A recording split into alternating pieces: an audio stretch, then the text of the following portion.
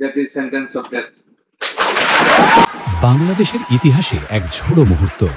সাবেক প্রধানমন্ত্রী শেখ হাসিনার মৃত্যুদণ্ড নিয়ে অবশেষে মুখ খুলল জাতিসংঘ, জানালো কঠোর উদ্বেগ আর ভুক্তভোগীদের জন্য এক গুরুত্বপূর্ণ বার্তা।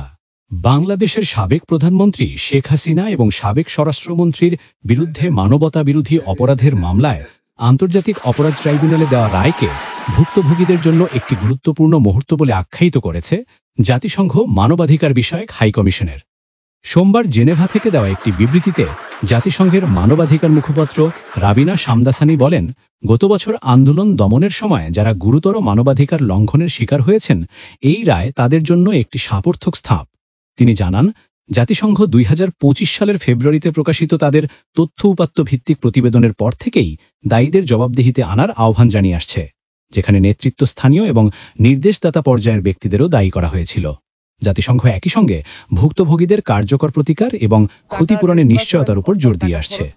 রাবিনা শামদাসানি আরও বলেন, আমরা এই বিচার কার্যের ভেতরের সবকিছু না জানলেও আমরা জবাবদিহির যে কোনো প্রক্রিয়াকে সমর্থন করি, বিশেষ করে যখন বিচার অনুপস্থিতিতে অনুষ্ঠিত হয় এবং মৃত্যুদণ্ড দেওয়া হয়, তখন আন্তর্জাতিক মান আরও কঠোরভাবে প্রযোজ্য। তিনি স্পষ্ট জানিয়ে দেন, জাতিসংঘ মৃত্যুদণ্ডের যে কোনো প্রয়োগের বিরোধিতা করে। এদিকে জাতিসংঘ মানবাধিকার হাই কমিশনার ফোলকার তুর্ক বলেন, বাংলাদেশকে সত্য উদ্ঘাটন, ক্ষতিপূরণ এবং ন্যায় বিচারের একটি সমন্বিত প্রক্রিয়ার মধ্য দিয়ে এগোতে হবে, যা জাতীয় ঐক্য গড়ে তুলবে এবং পুরানো ক্ষত সারিয়ে তুলবে।